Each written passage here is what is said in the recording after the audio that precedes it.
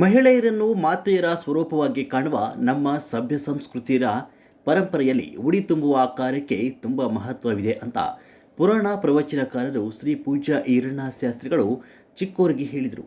ವಿಜಯಪುರ ಜಿಲ್ಲೆಯ ಸಿಂದಗಿ ತಾಲೂಕಿನ ಸುಕ್ಷೇತ್ರ ಖಾನಾಪುರ ಮಂಗಳವಾರ ನಡೆದ ಶ್ರೀ ವೀರಗಂಟಿ ಮಡಿವಾಳೇಶ್ವರ ಜಾತ್ರಾ ನಿಮಿತ್ತವಾಗಿ ಪುರಾಣ ಪ್ರವಚನ ಕಾರ್ಯಕ್ರಮ ಗತ್ತರಗಿ ಶ್ರೀ ಭಾಗ್ಯವಂತಿ ದೇವಿಯ ಪುರಾಣೋತ್ಸವದಲ್ಲಿ 108 ಮುತ್ತೈದೆಯರಿಗೆ ಉಡಿ ತುಂಬುವ ಕಾರ್ಯಕ್ರಮದಲ್ಲಿ ಪ್ರವಚನ ನೀಡಿ ಮಾತನಾಡಿದರು.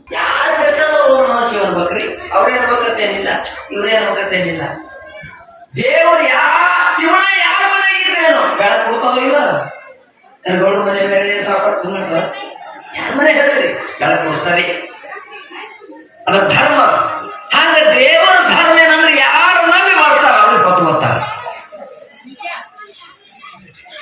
ಚವ್ಹಾಣ ಧನಸಿಂಗ್ ಚವ್ಹಾಣ ತಹಸೀಲ್ದಾರ್ ಬಹಳ ದೊಡ್ಡ ಅಧಿಕಾರ. ಗ್ರಾಮದ ಬಹುತೇಕ ಮುತ್ತೈದೆ ಮಹಿಳೆಯರೆಲ್ಲರೂ ಭಾಗವಹಿಸಿದ್ದು ಶ್ಲಾಘನೀಯ ಅಂತ ಹೇಳಿದರು. ಮಠದ ಒಡೆಯರಾದ ಶ್ರೀ ಮೌನಯೋಗಿ ಕಲ್ಯಾಣದಯ್ಯ ಸ್ವಾಮೀಜಿ ಮಾತನಾಡಿದರು.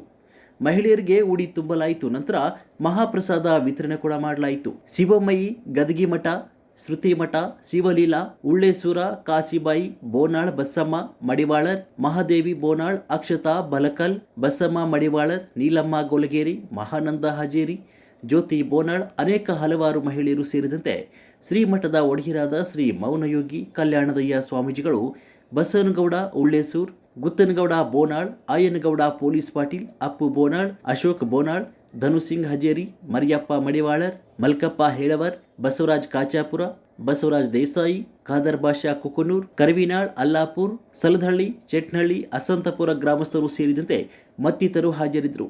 ಪುರಾಣ ಪ್ರವಚನ ಶ್ರೀ ಪೂಜ್ಯ ಈರಣ್ಣ ಶಾಸ್ತ್ರಿಗಳು ಚಿಕ್ಕೋರಿಗೆ, ಸಂಗೀತಗಯವಾಗಿ ಶ್ರೀ ಕಲ್ಲಯ್ಯ ಗವಾಯಿಗಳು, ಪಡೆದಹಳ್ಳಿ ತಬಲಾ ಯಾಂತ್ರಿಕ ಶ್ರೀ ರಾಜಶೇಖರ್ ಕಟ್ಟಿ ಸಾಂಗವಿ ಪಾಲ್ಗೊಂಡಿದ್ದರು.